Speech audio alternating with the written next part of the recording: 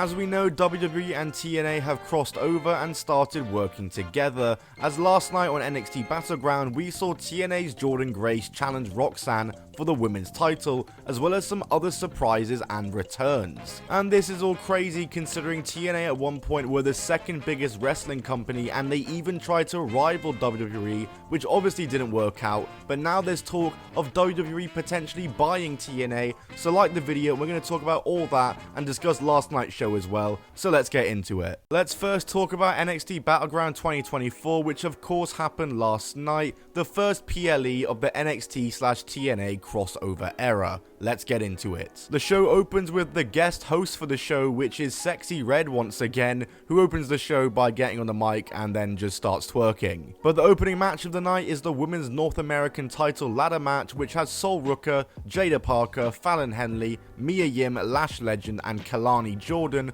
all competing to be the first ever NXT Women's North American Champion. Fun ladder match, solid ladder match here. It was definitely a watered down version of a ladder match. There was a lot less high spots and stuff, but I think with the size of the arena, they were very difficult to do, but still an enjoyable match. The maddest bump of the match was probably Lash Legend bouncing off the ladder, and Kalani Jordynne getting the win was definitely a surprise. Good for her, congrats to her on being the first ever champion. I personally wanted to see Sol Ruka win it, but I am more than open to see Kalani Jordynne with this championship. So let's see where it goes from here, but next up is Nathan Frazier and Axiom defending their tag titles against the Good Brothers, Carl Anderson and Luke Gallows. I don't keep up with NXT weekly TV as much as I used to or I'd like to, so I had no idea that Axiom and Nathan Frazier were the NXT tag team champions, nor did I realize that the Good Brothers were on NXT now. Same with Mia Yim, to be fair, but I really gotta say, this match really over-delivered to me. I can't say that I'm the biggest fan of the Good Brothers,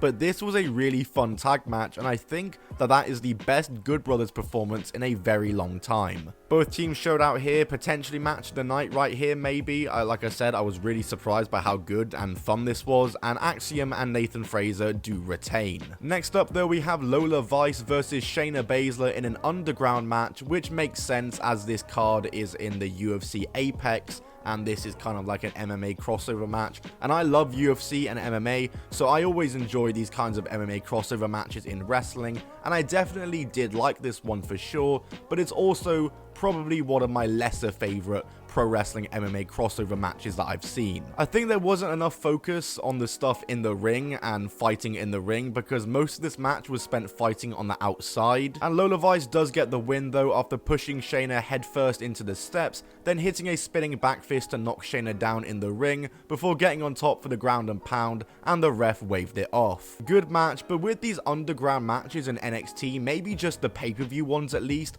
they should bring back the fight pit for them, because that is one of the coolest WWE match stipulations of the last few years, and I don't think they use it enough. Obafemi versus Wesley, and Joe Coffey is up next though in a triple threat match as he's defending his North American title, and this might be my match of the night purely just because of Obafemi's performance. That guy is a beast. He is insane. He straight up just ragdolled both guys in this match for about 10 minutes straight. It was so entertaining to watch, and Obafemi is just so entertaining in the ring, and he of course picks up the win in this match to retain, but I'm already thinking about him versus Gunther happening one day. Just imagine that. Roxanne Perez versus Jordynne Grace was next, and this was the big talk of the card, as Jordynne is of course the TNA Knockouts champion, and she has kicked off this whole crossover era with NXT and TNA. These two had a really good match here as well, and I have no doubt that when this crossover finishes between the two companies, that Jordynne Grace is definitely being picked up permanently by the WWE. Like I said, really good match between the two, but during the course of this match, Tatum Paxley would appear and look to run away with the NXT Women's title, but she's met on the ramp by Dana Brooke, Ash by elegance, as Vic Joseph also said on commentary. So yeah, the next TNA star to cross over to WWE is Dana Brooke, and it looks like she has her eyes on the NXT Women's title. But while that is going on, Roxanne has reversed a Grace driver in the ring into a pop rock for an awesome finish, and she gets the 1-2-3. Like I said, a great finish, a great match, and a great win for Roxanne Perez here to retain her NXT Women's Championship. A good match, and seeing Ash by Elegance was definitely a surprise, but we'll talk about that in a bit. Trick Williams versus Ethan Page is the main event, and a bit of a disappointing main event here to cap off what was a really solid and good show. Trick Williams is good, but he's still clearly a little green in the ring, and Ethan Page, whilst he's a solid wrestler and a good hand, he's never been a world-class, show-stopping in-ring performer, and this match wasn't great, not the best debut for Ethan Page, and I kind of fear he's just going to get lost in the NXT mid-card shuffle, as Trick Williams got the win in this match to retain the NXT title. A bit of an uninspiring main event, and overall I'm going to give this show a 7.5 out of 10. I would have given it an 8, but it gets knocked down for that Trick versus Ethan main event. I think every match was good except for that, and I also think that the NXT/TNA crossover stuff was a bit underwhelming for this show. I was just hoping to see a little more, maybe a few more TNA guys returning or debuting in the WWE and appearing on the show would have been cool to see. Gail Kim was actually in the crowd for this show, which, if she returns to WWE, that might actually be crazier than CM Punk returning. But yeah, Ash by Elegance, her appearing is cool, I guess.